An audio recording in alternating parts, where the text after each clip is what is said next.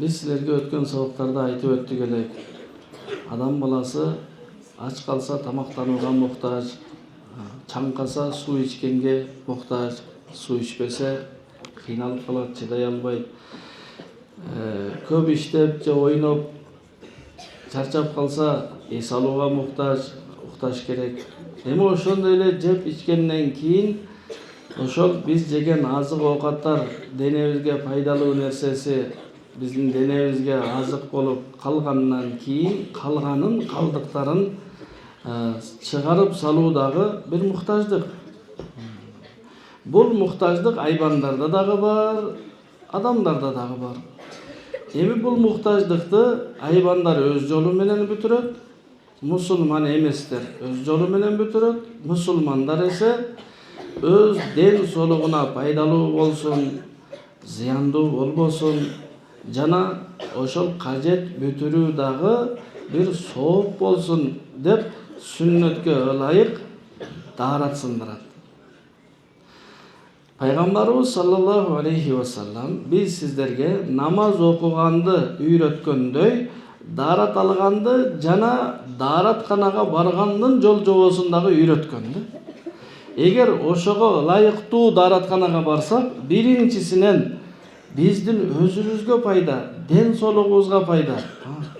Өзүбүздүн ден соолугубузга пайда. Экинчиси, биз сүннөткө амал кылып канча деген соопторду алып жаткан болобуз. Үчүнчүсүнөн биз айбандарга жана мусулман эместерге окшоп калбайбыз. Бул дүйнөдө биз менен чогуу периштелер да жашайт, биз менен чогуу жин шайтандар дагы жашайт. Бирок бири-бирибизди көрбөйбүз, бири-бирибизге тийишпейбиз. Периштелер бизди көрөт, биз аларды көрбөйбүз. Жин шайтандар бизди көрөт, биз аларды көрбөйбүз. Эми жин шайтандар дагы жашай турган бир жер суранганда Аллах Таалам аларга даараткананы, баняларды, мусоркаларды, таштарды таштай турган жерлер, ошондой жерлерди аларга турак жай кылып берген. Жей турган азык оокат сураганда бисмилlah айтпай жеген азык оокат силердики дагы кошулуп жей берсеңер болот деген.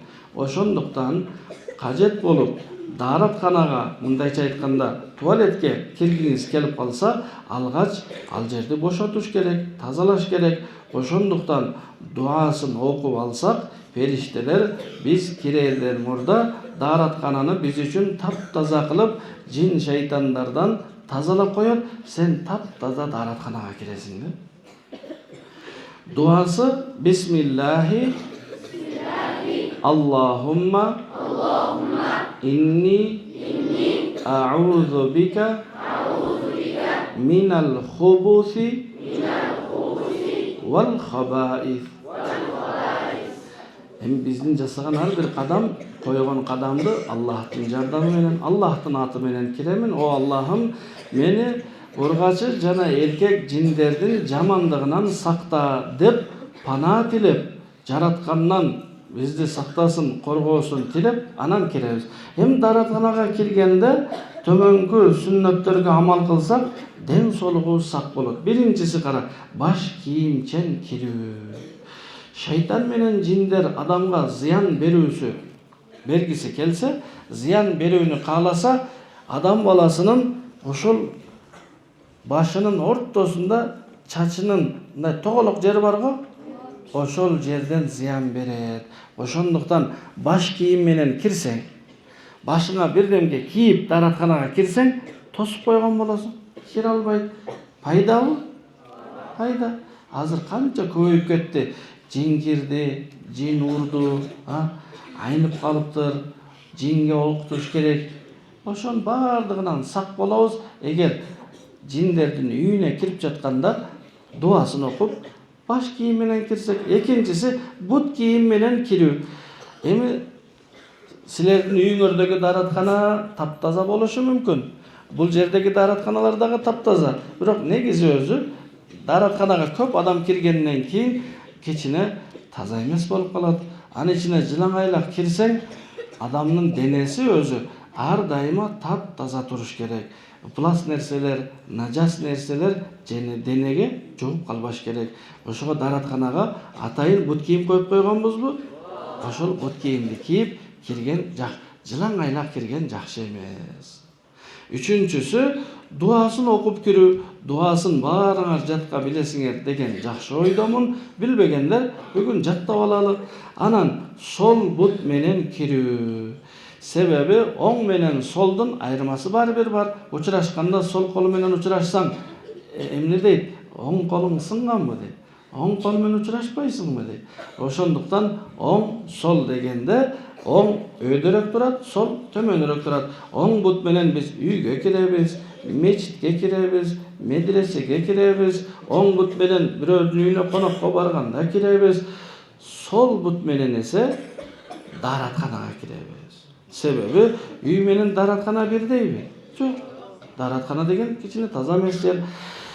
Дааратканага киргенде сол бут менен киребиз. Анан кыблага жүзүн жана артын салып отурбу. Биздин өлкөдө, Кыргызстанда кыбла кайсыл тарапта? Күнбатыш тарапта. Ошондуктан биз күнбатышты карап же күн чыгышты карап отурсак, адепсиздик болуп калат. Ушул жакты карап намаз окуп, анан ушул жакты карап даарат сындырсак, заара кылсак, бул адепсиздик болот. Мусулман ушунчалык чыныгы терең адептүү инсан болот. Эч ким көрбөгөн жерде дагы адепти сактап, кыбланы карап же кыблага артын салып отурбайт. Бул жакты карап отур же бул жакты карап отур, кыблага жүздөнүп же артын салып отурбоо керек.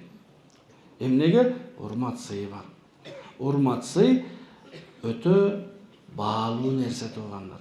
Бирөөдү урматтасаң, сыйласаң канча сүйүнөт. Аллах ыйык кылган Каабаны дагы урматтап сыйлаш керек. Дааратканада такыр сүйлөбө. Дааратканага кирип алып, эки дос же мектепте классташтар жанаша дааратканага кирип алгансыңар. Анан сен качан чыгасың? Мен азыр бүтүп калдым, азыр чыгам. Каяка барабыз анан? Футболго барабыз. Же кече футбол жакшы болду эле. Экөөсү дасторкондо отурганда эле сүйлөшүп отурушат. Дааратканада сүйлөшпөш керек. Себеби биздин оң жагыбызда бир периште бар. Сол жагыбызда бир периште бар. Ал периштелер эмне кылат? Биз жасаган жакшы иштерди жана жакшы эмес иштерди жазып турат. Бирок биз дааратканага кирерден мурда алар эмне кылат? Сыртта калып калат, кирбейт. Себеп даараткана алар үчүн ылайыктуу жер эмес, таза эмес. Жыты да жакпайт. Эми биз даараткананын ичинде болбой эле сүйлөшүп олтурсак, алар эмне кылат? Аргасыз болот. Кирип биз жасаган нерселерди, сүйлөгөн сөздөрдү жазууга. Эми биз ошончолук таза болгон периштелерди дааратканага кирүүгө аргасыз кылганга себеп болгондугубуз үчүн периштелер бизге жаман сөздөрдү айтат. Разы болбойт да. Ошондуктан такыр сүйлөшпөө. Эгер чындап эле кажет болуп калса, ушунчалык керек кажет болуп калды, элестеп дааратканага кирип алып турсаң, шашып эле, бирок кагаз жок, даарат кагаз жок, суу дагы жок. Эчтеке жок. Анан сыртта досуң турат. Такылдатсаң, не болду дейт? Кагаз десе болот. Себеби бул эмне керек? Жөн отуруп сүйлөшкөн болбойт. Бирок сүйлөшпөгөн абзел. Тике туруп заара кылбоо. Койлор, уйлар, жылкылар, төөлөр, жираф, такыр отура албайт. Элестеткиле отуруп заара кылып жатса. Отуралыбы? Отура албайт. Эми айбандар өзүнчө макул. Алар айбан, акыл эси жок. Бирок мусулман эместер дагы акыл эси бар, отура алат, бирок алар дагы отурбайт. Мусулман жигит отуруп даарат сындырат. Заара кылганда дагы отуруп. Бул биринчисинен биздин ден соолукка пайда. Отуруп заара кылганда табарсыгыңыз бүт кысылып, табарсыктын ичинде бир тамчы дагы заара калбай баары сыртка чыгат. Эми туруп алып заара кылгандачы, табарсыктын ичинде табарсыкта бир аз заара калып калат, анан чыгып алып туруп чуркаганда эмне болот? Денеге сиңип тарап кетет дагы, зыян болот. ошол зыянга учурап калбасын үчүн 14 кылым мурда пайгамбарыбыз саллаллаху алейхи вассалам отуруп зара кылууну үйрөткөн. Отуруп зара кылабызбы? Анан сол кол менен истинжа, ички даарат кылуу. Даарат кагазды колдонгондо дагы, суу менен жууганда дагы сол колду иштетүү. Себеби макул андан кийин жуасың, бирок баары бир оң колду иштетип койсоң, элестет нан жеп жатканда оюңа келип кетсе, бирөө менен учурашканда ыңгайсыз болот. Ошондуктан жакшы нерселерге оң колду иштетебиз, учурашканга, нан жегенге, тамак жегенге, жазганга сол колду ошондой нерселерге иштетебиз. Оң колду иштетпөө.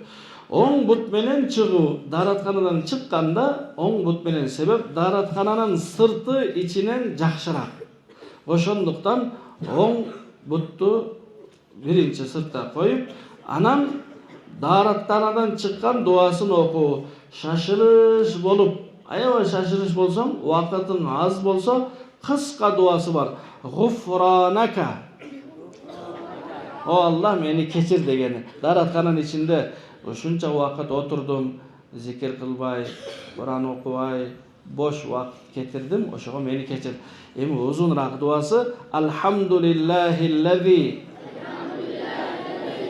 азхаба аннил аза ва афани. Менден кыйынчылыкты кетирип жеңилдик берген Аллахка шүгүрлөр, мактоолор болсун. Эми кара, Аллах кечирсин, Аллах сактасын, сууду ичтиң, тамакты жедиң, бирок чыкпаса, эмне кыласың?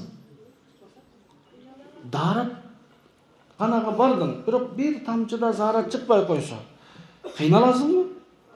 Канчалык кыйналасың, я Алла, адам чыдай албайт. Анан докторго барып, доктор бир жерин тешип коюп туруп, пакет карматып коет анан. Аллах сактасын.